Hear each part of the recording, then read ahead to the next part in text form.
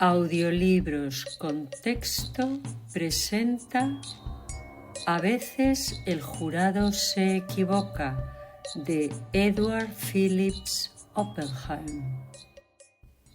Malcolm Gossett, un hombre duro en todos los aspectos sentimentales excepto en lo que se refiere a su bella y joven esposa, sintió una sensación casi de reverencia cuando fue conducido a la presencia del gran hombre al que había ido a visitar. El ambiente de la casa donde éste residía era impresionante. El mayordomo que había acompañado al visitante a la biblioteca tenía el aire y la voz de un alto clérigo.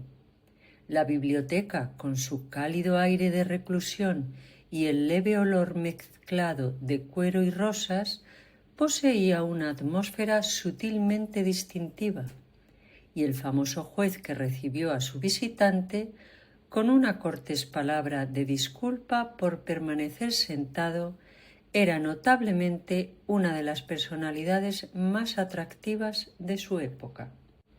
«Me alegro mucho de verlo, señor Gossett», dijo éste, tendiéndole la mano. «Será tan amable de perdonarme que no me levante. En este momento no me encuentro en mi mejor estado de salud». «Espero que su señoría no se moleste», suplicó Gossett, tomando la silla que su anfitrión le había indicado.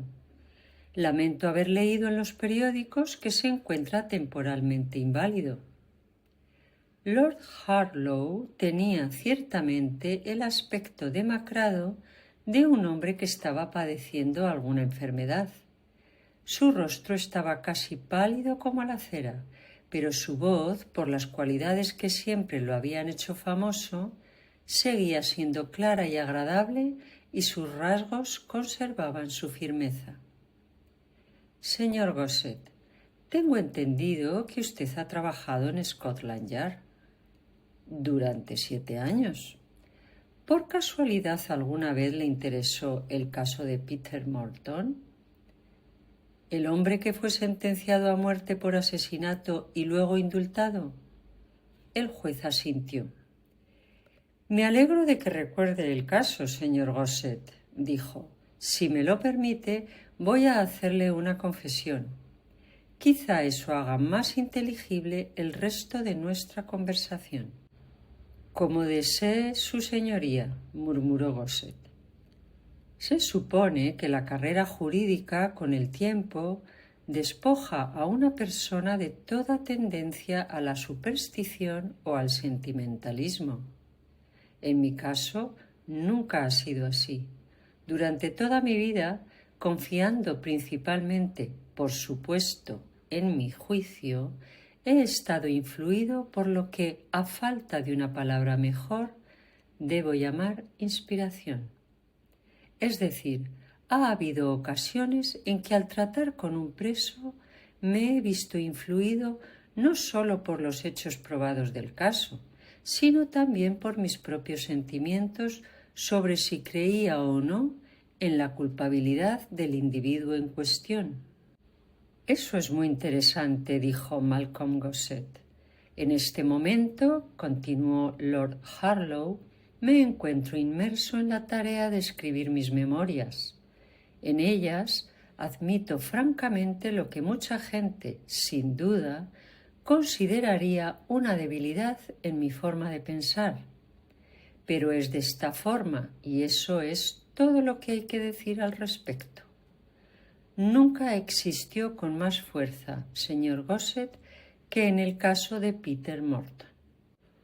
«Hubo numerosas diferencias de opinión sobre ese caso», reflexionó Malcolm Gossett, «incluso en Scotland Yard». «El hombre no tenía una personalidad atractiva», prosiguió el juez. «Supongo que es difícil que un hombre dé lo mejor de sí mismo cuando se le juzga por su vida.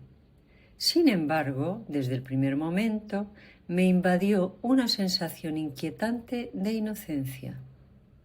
Debo decirle, señor Gossett, que desde que recibí mi nombramiento como juez de Su Majestad, siempre he tenido la sombra de un temor acechando en el fondo de mi mente, y es que algún día, en el ejercicio de mis funciones, podría condenar a muerte a un hombre inocente.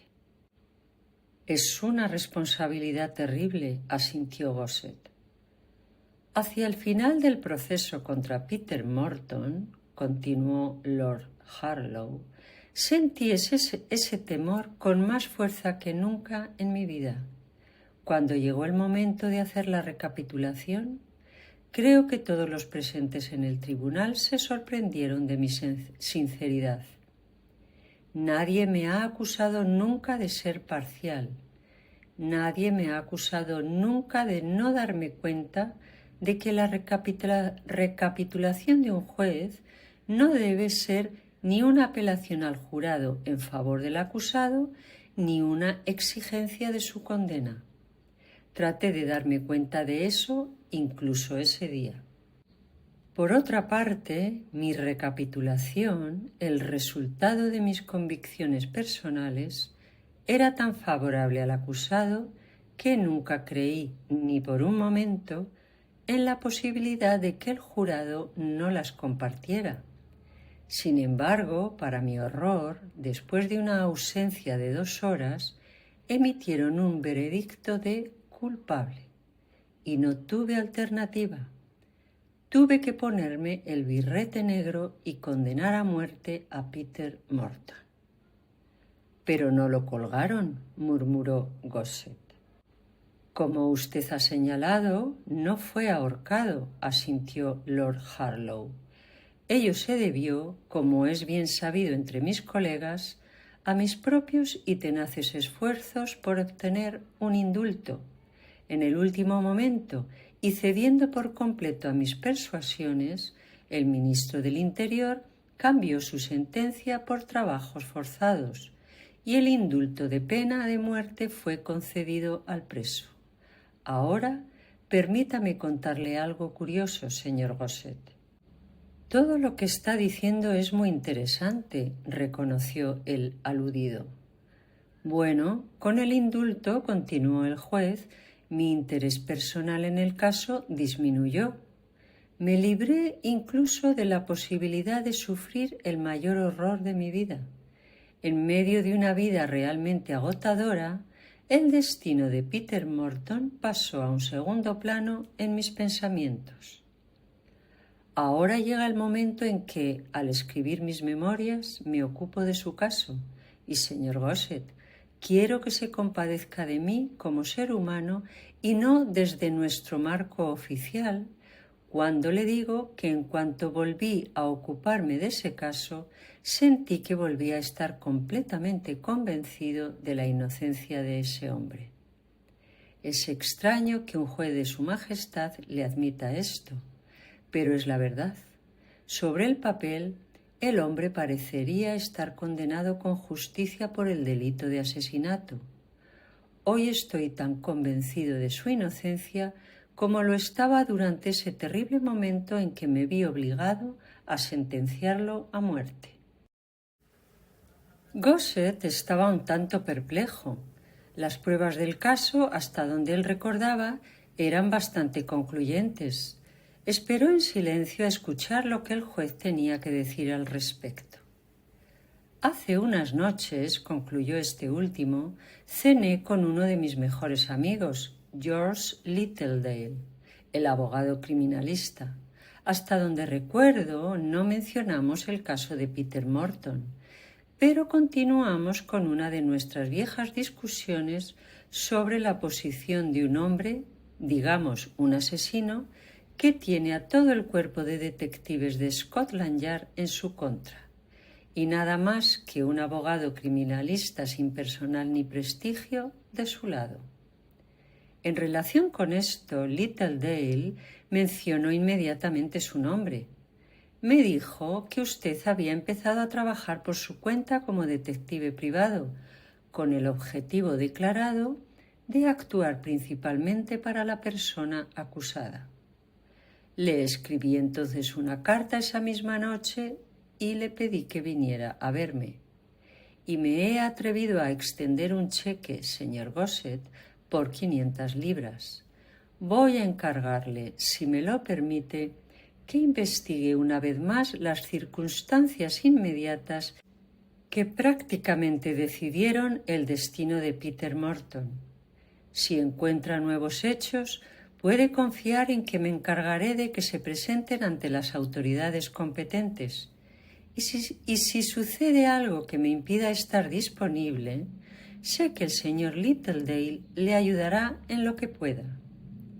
Lord Harlow le tendió la mano. Había un ligero aire de cansancio en su actitud. ¿Acepta usted, por tanto, el encargo, señor Gossett? Lo acepto y haré todo lo posible para arrojar una nueva luz sobre el mismo, fue la rotunda respuesta. Malcolm Gossett pasó la mayor parte del día siguiente leyendo el expediente de Scotland Yard, el relato completo del caso Rex contra Peter Morton. Cuando terminó, lamentó a medias haber enviado ya el cheque de Lord Harlow al banco. Apenas había escapatoria para dejar el asunto. El caso de la acusación parecía infalible. Gossett, que había quedado algo impresionado por el aire tranquilo e inconvincente de Harlow, no pudo, ahora que lo había estudiado con atención, encontrar ni una sombra de razón en lo que suponía el juez. Sin embargo, no había duda de que Harlow había hablado en serio.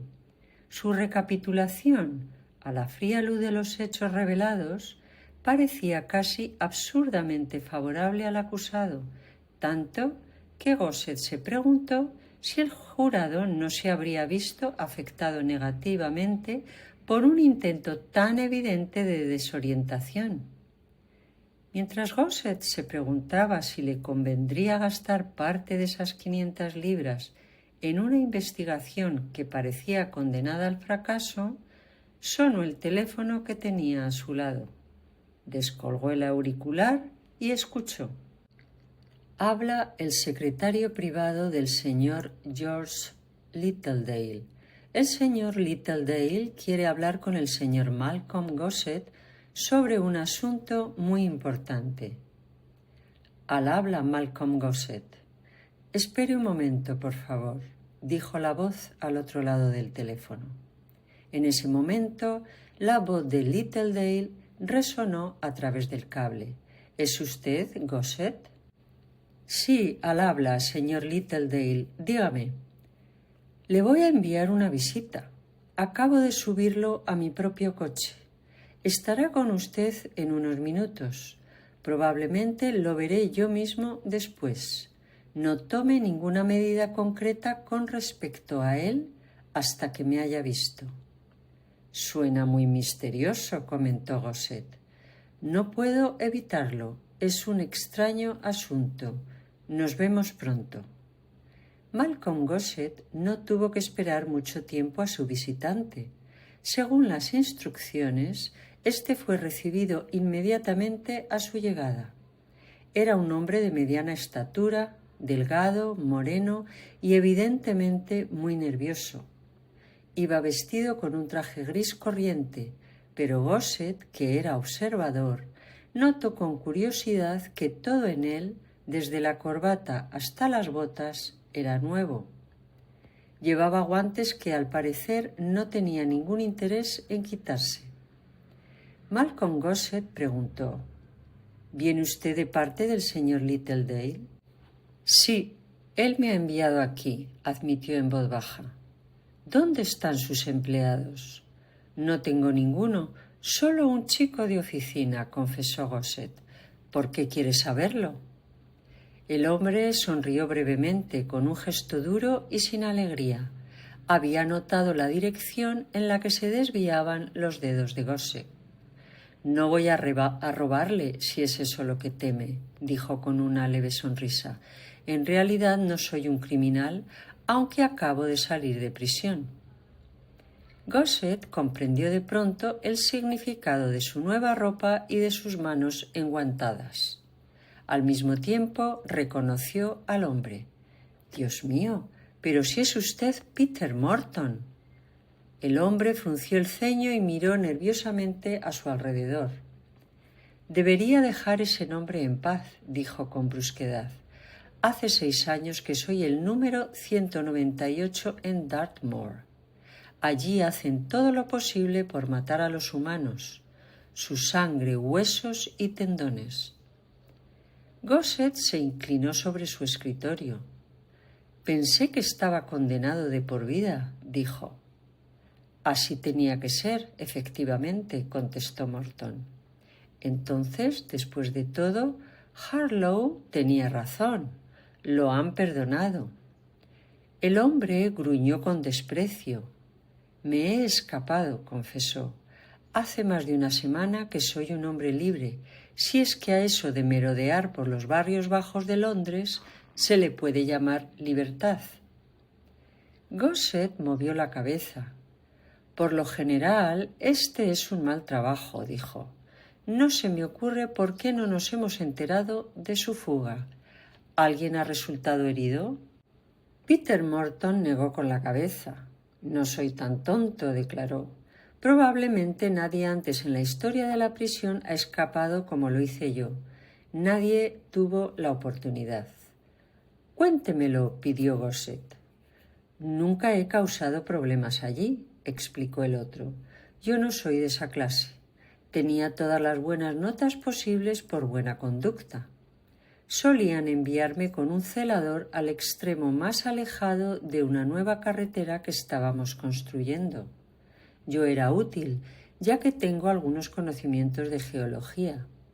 Hace unos 15 días estábamos sentados para almorzar, cuando el viejo Harry, así lo llamábamos, el celador, se cayó de su asiento y tuvo un ataque. Me quedé con él e hice todo lo que pude. Fui a buscar agua y esperé hasta que recuperó el conocimiento. Cuando volvió en sí, no podía moverse. Siempre habíamos sido bastante amigos y, de hecho, fue él quien realmente me metió en la cabeza la idea de que intentara escaparme. Le quité su ropa y le puse la mía de preso. Me dejó llevarme el dinero que tenía y también su pipa y tabaco y me deseó suerte. Y la tuve, por supuesto. Compré más ropa en un mercado al aire libre en un pequeño pueblo y desde entonces no me he tomado ningún trabajo especial para esconderme o disfrazarme más allá de afeitarme. Me vine a Londres en tren y estuve alojado en un pequeño hotel en Poplar Way, hasta esta tarde que he ido a ver al señor Littledale, que tiene mi dinero. Es curioso que no haya visto nada al respecto en los periódicos. ¿Le importa si fumo?, preguntó Peter Morton. Últimamente estoy loco por el tabaco. Gossett le entregó una caja de cigarrillos y por 1 minuto o 2 su visitante permaneció en silencio, fumando con puro placer. Luego continuó. Hoy en día son demasiado astutos como para publicar esos pequeños párrafos en los periódicos. Cualquiera que intentara escaparse recibiría ayuda todo el tiempo leyendo su propia descripción y el tipo de ropa que supuestamente había conseguido y en qué dirección se suponía que se dirigía. Sabía que el viejo Harry me daría un susto porque iba a decirles que me había ido a los páramos, que es hacia donde casi todos ellos se dirigen. No lo hice. Me dirigí al pequeño pueblo más cercano y a la estación de tren. ¿Alguna vez pensó antes en escapar?, preguntó Gossett. Nunca se me ocurrió esa idea, respondió Morton. No soy un hombre de lucha, aunque se supone que soy un asesino. Y nunca se me habría ocurrido si el viejo Harry no me hubiera agradecido que lo curara y me lo hubiera metido en la cabeza. Acaba de decir que se suponía que era un asesino, dijo Gossett con gravedad. ¿No fue usted entonces quien mató a Bilby? Por supuesto que no, fue la firme respuesta. Entonces es usted un tipo muy desafortunado, declaró Gossett. De no haber sido por el juez de su caso, lo habrían ahorcado. Lo sé, asintió el otro. No podía entender por qué, pero él sabía que yo no lo había hecho. ¿Quién fue el asesino entonces?, preguntó Gosset. Peter Morton se rió de un modo un tanto hueco. Era curioso que su forma de hablar y sus gestos fueran tan inquietos e inseguros. 6 años de prisión y la completa suspensión de todas las comodidades sociales lo habían dejado, en cierto modo, desorientado. «Dudo que alguna vez pueda decírselo», replicó. «Primero tengo que hacer algunas averiguaciones». «Si hay algo que decir que pueda demostrar su inocencia», le dijo Gosset con seriedad, «ahora es el momento de hacerlo. Es posible que vuelva a la cárcel antes de que pasen unas horas». El hombre movió la cabeza. A Gosset le pareció una extraña criatura incolora, sentada incómodamente en su sillón y fumando frenéticamente. «No», dijo, «no volveré a la cárcel. Ya he tomado una decisión. He intentado comprar un veneno, pero en la farmacia me lo han impedido. Pero otra cosa que tengo en mi bolsillo servirá». «Escúcheme», le rogó Gosset. «Siga mi consejo. Saque de su mente la idea de que puede permanecer libre y escapar de la captura. No es posible. Tarde o temprano, créame, he estado en Scotland Yard y sé algo al respecto, sentirá un golpecito en el hombro y el tintineo de las esposas antes de que haya tenido tiempo de sacar su pequeño juguete del bolsillo. Yo no soy un experto y no podría estar en su compañía ni 5 minutos sin saber que ha estado en prisión últimamente. No crea ni por un minuto que puede escapar sin problemas». «Por supuesto», empezó a decir Peter Morton con el ceño fruncido. «No sea idiota», interrumpió Gosset. «El señor Littledale y yo somos personas privilegiadas. Ninguno de los dos estamos obligados a delatarlo y desde luego no lo haremos. Pero por el prestigio de la prisión, ellos lo cogerán de nuevo, se lo aseguro. Por otra parte, tiene un amigo en un lugar inesperado. El hombre del que hemos hablado antes, el juez que lo juzgó, Lord Harlow. Por una razón u otra, él lo cree inocente. Ahora, pónganos en la pista correcta para demostrarlo o incluso para hacer que su inocencia parezca plausible, y él llevará el asunto ante el Ministerio del Interior». «En ese caso», observó amargamente Peter Morton, «quizá pueda obtener el perdón por un crimen que nunca cometí.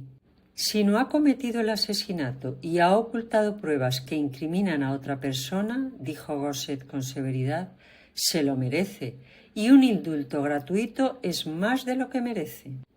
El fugitivo miró al otro lado de la mesa con curiosidad. Las líneas duras de su rostro se relajaron un poco. Incluso se permitió una especie de risa de disculpa. Era evidente que luchaba por recuperar su humanidad. «De ninguna manera pretendo una compasión sensiblera por su parte», comentó. «No es el tipo de hombre que busca compasión sensiblera», fue la respuesta tajante de Gosset.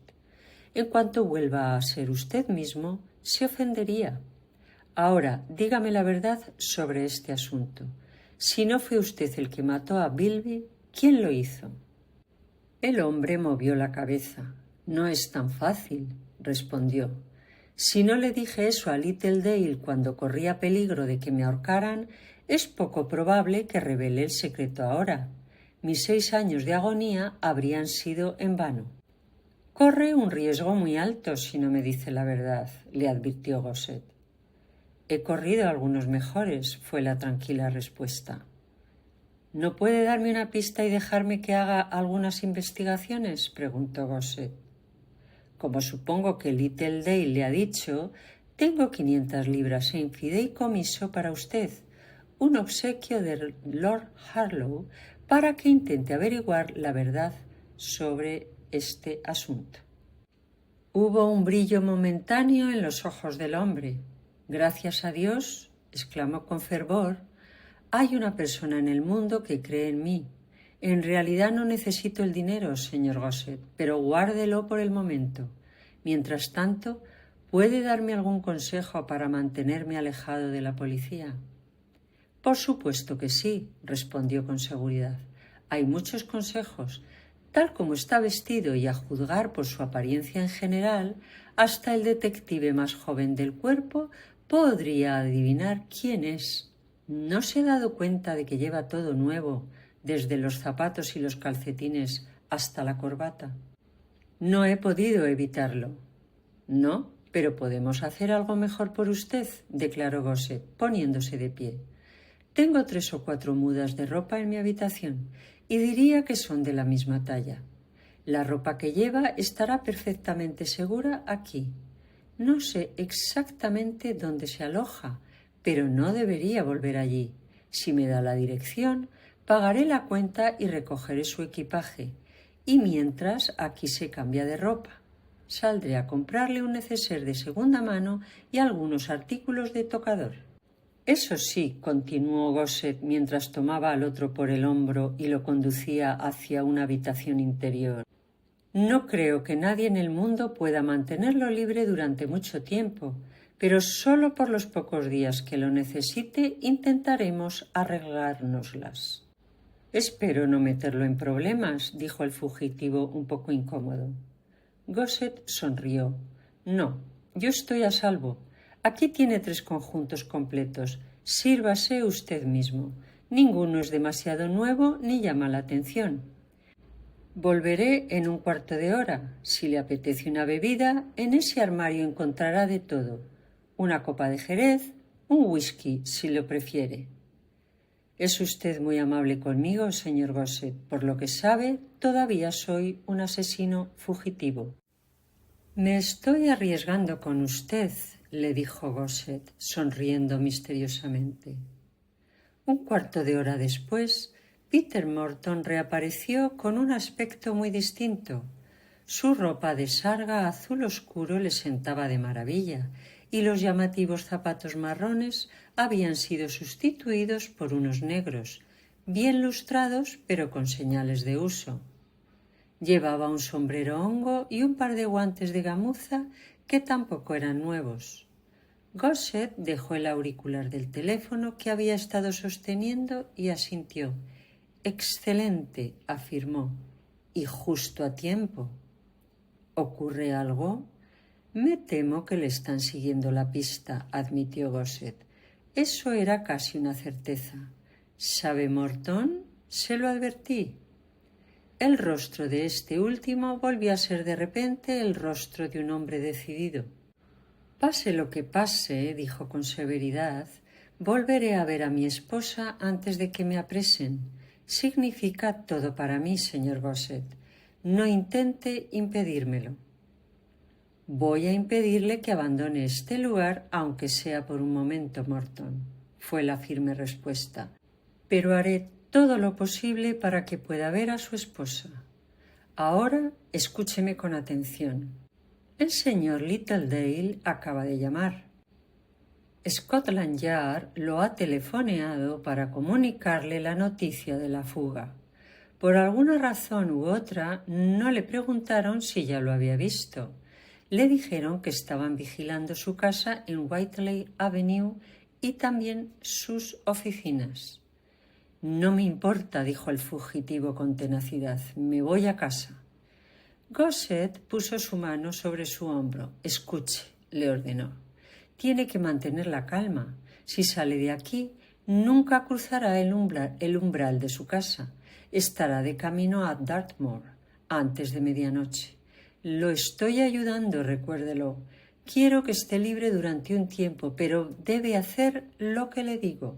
En la sede central no saben que estoy interesado en su caso, ni saben sobre mi visita a Lord Harlow. Littledale tampoco mencionará nada. He estado abajo y he echado un vistazo. Ahora tengo a un hombre vigilando en la calle, y por ahora este lugar está libre de sospecha. Escuche, Morton, su esposa está en un taxi en este momento de camino hacia aquí. Es el único lugar de encuentro posible. Estará aquí en 5 o 10 minutos. Deben reunirse en la habitación donde se ha cambiado de ropa. ¿Ahora está todo claro?» Morton temblaba febrilmente.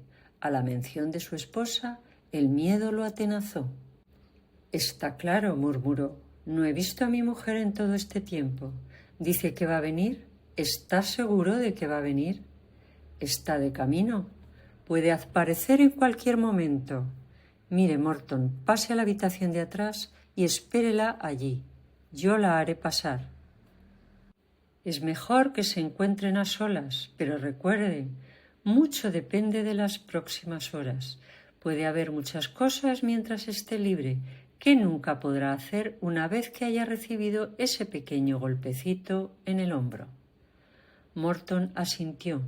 «Entiendo», dijo. «No se preocupe, Gossett, no lo defraudaré».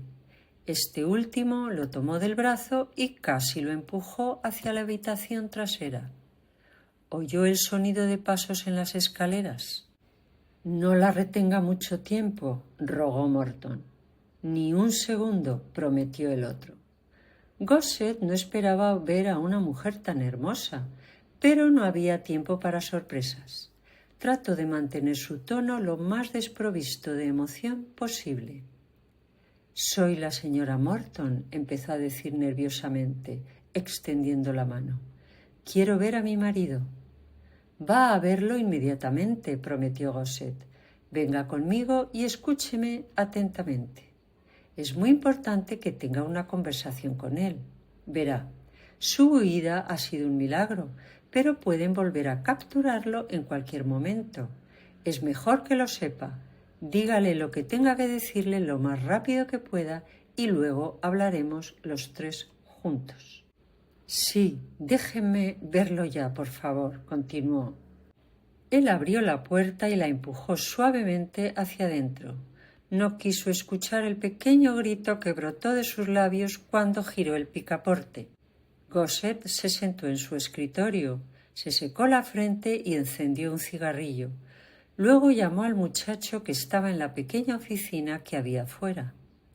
«Ve abajo, Richard, y tráeme el periódico de la tarde. Verás a Taylor por algún lado.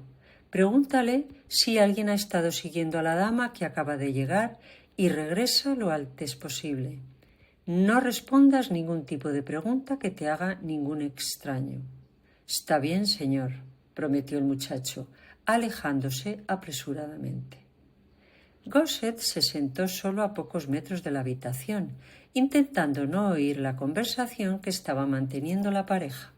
El muchacho regresó con el periódico y presentó su informe. «No siguieron a la dama, señor», anunció. «Taylor me dijo que podía asegurarle que todo estaba bien». «Está bien», murmuró Gossett. «Dame el periódico». Leyó las primeras noticias sobre la fuga de un convicto de Dartmoor, con el añadido de que el fugitivo supuestamente había llegado a Londres. En ese momento cesó el zumbido de voces que provenía de detrás de la puerta. La puerta se abrió de golpe. Gossett se volvió para encarar a las dos figuras que se acercaban. En su actitud encontró algo incomprensible. Las lágrimas aún estaban en las mejillas de la mujer, pero ahora tenía los ojos secos y se aferraba febrilmente al brazo de su marido. Peter Morton caminaba como un hombre en un sueño. A Gossett le pareció que había ganado estatura. El detective se sentó en el borde de la mesa y trató de mantener un tono lo más natural posible. «Miren ustedes dos», empezó, «quiero que hagan un esfuerzo. Estamos perfectamente a salvo aquí, durante algún tiempo. Ahora, señora Morton, siéntese allí», señaló una silla, «y usted, Morton, a su lado. Así es. ¿Quieren un cigarrillo? Vamos a tener unos minutos de conversación sensata y franca». «Tiene razón, Gossett», respondió Morton con un tono de agitación renovado. «Pero déjeme decirle algo. Nunca dos personas en el mundo han pasado por lo que hemos pasado nosotros en los últimos 5 minutos». Gossett caminó por la habitación con los cigarrillos. «Bueno, depende de ustedes dos contarme todo», declaró. «Su marido tiene un amigo muy poderoso, señora Morton, y lo que queremos es impedir que vuelva a prisión. Ahora, por favor, Cuéntenos su historia. En esos primeros momentos la mujer fue la que se mostró más dueña de sí misma. Fue ella quien respondió. Señor Gossett, dijo, aquella horrible tarde, como quedó demostrado en el tribunal, mi marido entró en el bloque de apartamentos en el que residía el señor Bilby, el cual vivía en el primer piso. La historia que le contó a su abogado era cierta hasta cierto punto. Encontró la puerta del piso abierta y entró. El señor Bilby yacía muerto en el suelo con un revólver junto a él. Este revólver se encontró en posesión de mi marido, así como un telegrama dirigido a mí, en un bolsillo de su chaqueta, en el que se me citaba para que fuera al piso del señor Bilby a las 4 en punto. Además, aunque mi marido nunca se lo mencionó siquiera al señor Littledale, al subir las escaleras se cruzó con una mujer que bajaba corriendo. Esa mujer era yo. Al pasar le dije una cosa, algo que siempre le ha desconcertado. Sollocé. No vuelvas. Espere un momento, dijo Gossett. Vamos a ver. Su marido encontró un telegrama dirigido a usted invitándola a pasarse por la vivienda de Bilby a las 4 en punto. Fue allí aproximadamente a esa hora y se cruzó con usted al salir. Cuando llegó al piso, la puerta estaba abierta y Bilby estaba muerto. ¿Qué pensó usted de la situación, Morton? Pensé que mi esposa tenía una relación con Bilby y por eso había prometido ir a su apartamento. Fui a buscarla, sabiendo qué clase de hombre era. Cuando la encontré bajando las escaleras, parecía agitada. No me detuve a hablar con ella. Tenía la intención de arreglar las cosas con Bilby. Cuando llegué a su apartamento, lo encontré muerto y junto a él había en el suelo un revólver a la vista de todos. ¿Y qué pensó entonces?, preguntó Gossett. Supuse que había habido algún tipo de romance entre mi esposa y Bilby y que ella lo había disparado. Al ver el revólver en el suelo, creí que era de ella y lo cogí. ¿Y por eso ha callado todo este tiempo? Por supuesto. No quería que se sospechara que Florence había sido la autora del crimen. El hombre estaba muerto. Creí que Florence lo había disparado. Ese fue mi fin. ¿Y cuando usted se cruzó con su marido subiendo las escaleras al salir, señora Morton, cuál fue su idea? Supuse que Peter había visto el telegrama, respondió ella. Sabía que tenía tendencia a estar celoso, aunque nunca hubo la más mínima razón para ello. Yo debía haberme encontrado con Cecil Bilby esa tarde. Era el dueño del King's Theatre, lugar en el que yo trabajaba como acomodadora. Pensé que Peter había estado antes que yo y había disparado a Bilby, y que luego, de repente, se había acordado del revólver y había vuelto a buscarlo. «Entonces, ninguno de ustedes disparó contra Bilby», exclamó Gossett. «Ante Dios le digo que no lo hice», gritó la mujer. «Estaba en el suelo, muerto, cuando yo llegué». «Y juro ante Dios que yo tampoco lo hice», declaró Peter Morton. «Y ambos creyeron que el otro lo había hecho», continuó Gossett. «Esto es importante. Creo en sus palabras. Ninguno de los dos disparó contra Bilby. Entonces, ¿quién ha sido?» A la mañana siguiente de esta conversación, Gossett y el señor Littledale se reunieron en las oficinas de este último. A Littledale, en particular, parecía resultarle casi imposible la situación. «Si creemos todo lo que dicen», pronunció Littledale, «admitamos que Peter Morton es inocente y que Florence, su mujer, también lo es. Nos encontramos entonces ante el hecho de que, cuando ambos llegaron y salieron apresuradamente del apartamento, Bilby ya había sido asesinado. ¿Quién lo hizo? Aquella tarde, en el edificio, estaban el portero y su mujer, que fueron los que llamaron a la policía al oír el disparo. En el segundo piso, vivía el general Glyde, que tenía a una enfermera del hospital con él, ya que se encontraba muy enfermo e incapaz de moverse. A los pocos días falleció, y en el piso superior residía la señorita Maureen Fitch, una mecanógrafa que hacía de vez en cuando algún trabajo para Bilby, pero que rara vez salía de su habitación debido a que padecía una enfermedad que le provocaba serios problemas de movilidad y que por ello solo bajaba en contadas ocasiones con la ayuda de otra persona. En el testimonio del portero y su mujer dijeron que en esas horas tan solo vieron entrar al edificio al matrimonio Morton. Y la señorita Maureen Fitch, dijo Gossett reflexivamente, ¿cuál fue el testimonio de esta joven en el tribunal? Ella no salió de su habitación ese día, contó Littledale, ni la semana anterior ni la siguiente. Apenas había visto al señor Bilby en su vida, y todo lo que sabía de él era que pagaba un precio justo por la mecanografía. Desapareció de la escena casi tan rápido como desapareció del estrado de los testigos. Littledale, vamos a aplazar la reunión durante media hora, decidió Gossett. Voy a ir a hablar con Maureen Fitch. He hablado con el portero y con su esposa. Incluso he hablado con la enfermera del hospital que cuidaba al pobre general. Pero nunca he hablado con la señorita Fitch. Voy a verla de inmediato. Vuelva en cuanto pueda, le ordenó Littledale. Si estoy en la corte, mándeme llamar. No tardaré. La señorita Maureen Fitch estaba sentada en su escritorio escribiendo a máquina, cuando Gossett entró por la puerta semiabierta del apartamento. Había un bastón con suela de goma a su lado, y mientras escribía, sus ojos parecían entrecerrados. Estaba terriblemente delgada. Su pelo negro estaba veteado de gris. Sus pómulos sobresalían. Su barbilla era casi puntiaguda y sus oscuros ojos tenían una mirada cansada, apagada. Dejó de escribir cuando Gossett entró. ¿Quién es usted?, preguntó. No le he realizado ningún trabajo antes, ¿verdad?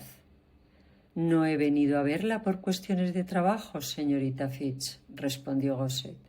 He venido a hacerle algunas preguntas sobre un crimen que tuvo lugar aquí hace unos 6 años. Ella lo miró extrañada. ¿Podría esperar 5 minutos, por favor?, rogó. Terminó la página que estaba escribiendo, recogió las hojas sueltas y tapó su máquina de escribir. «¿Y ahora qué es lo que quiere preguntarme?», dijo la mujer. «Quiero saber si puede decirme quién mató al señor Bilby». «Eso ocurrió hace mucho tiempo. ¿No está ya cerrado el caso?», preguntó ella. «De ningún modo», le aseguró. «Peter Morton ha salido de prisión y el caso se está reabriendo». Gossett se encontraba de pie, con una mano apoyada en el borde del escritorio. «¿De qué conocía usted a Cecil Bilby?» «En aquella época yo solía escribir a máquina en alguna ocasión para él», respondió ella. «Una vez él tenía prisa y vino a buscar la copia él mismo. Fue hace 7 años y entonces mi salud ya no era buena, pero no estaba tan mal como ahora. Se compadeció de mí, o fingió compadecerse de mí, y me preguntó si podía llevarme a dar un paseo en su coche nuevo. Nadie me había pedido algo así antes. Fue como estar en el paraíso. Me llevó a dar un paseo 4 o 5 veces. Luego me llevó a una casita que él tenía en Sussex». Se hizo el silencio. Gossett miraba por la ventana con aire ausente y desesperanzado. La señorita Fitch continuó. «Después de eso, lo vi cada vez menos. Llegó un día en que le escribí una nota. En ella le decía que no podría seguir viviendo a menos que él viniera a verme de vez en cuando, que me quitaría la vida si no lo hacía. Yo estaba desesperada, me había enamorado de él. Estaba enferma, sola, no podía más. En ese momento, la señorita Fitch comenzó a llorar. Gossett, con máximo interés, la invitó a seguir. ¿Qué ocurrió entonces? Por toda respuesta recibí un paquete envuelto con papel de regalo y con una nota. En el interior del paquete había... La mujer se detuvo. Había un revólver. La nota decía estas palabras: «Para quien ya no puede vivir sin mí». Me sentí terriblemente herida, humillada, me quité los zapatos y con la ayuda de mi bastón bajé con dificultad los pocos tramos de escalera yo sola, algo que no había hecho durante más de un año. Entré en su habitación, lo disparé y tiré el revólver al suelo. Después volví a subir, dejando la puerta abierta, y seguí con mi trabajo.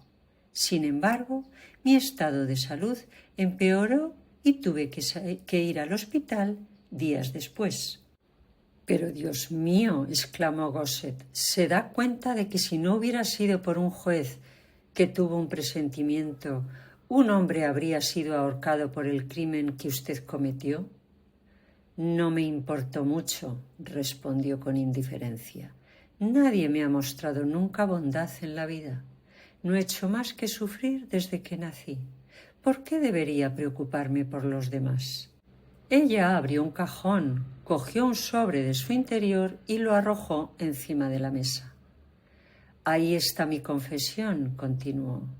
«Está dirigida al ministro del Interior y debía enviarse al día siguiente del juicio si el hombre hubiera sido condenado a la horca. Aquí tiene». Maquinalmente, Gossett se guardó el sobre en el bolsillo. «¿Qué va a hacer ahora?», preguntó. «Me quedaré aquí hasta que pase lo que tenga que pasar», respondió ella tranquilamente. «La vida se me fue el día que lo maté, aunque Dios sabe que se lo merecía». El indulto para Peter Morton no generó problemas, pero la cuestión de Maureen Fitch fue un poco más complicada. Sin embargo, ella misma resolvió el asunto, ingresando voluntariamente en un sanatorio para delincuentes. Todo el asunto constituye un episodio estrella en las próximas memorias de Lord Harlow. Me temo que esto dará a la gente una idea vaga de lo que ocurre detrás de escena, protestó Lord Harlow suavemente. Pero después de todo, señoría, señaló Malcolm Gossett, sería algo insólito juzgar a dos personas diferentes por el mismo delito, y la pena capital para una mujer enferma estaría totalmente fuera de cuestión. «Ustedes, los detectives, siempre tienen la última palabra», suspiró el juez.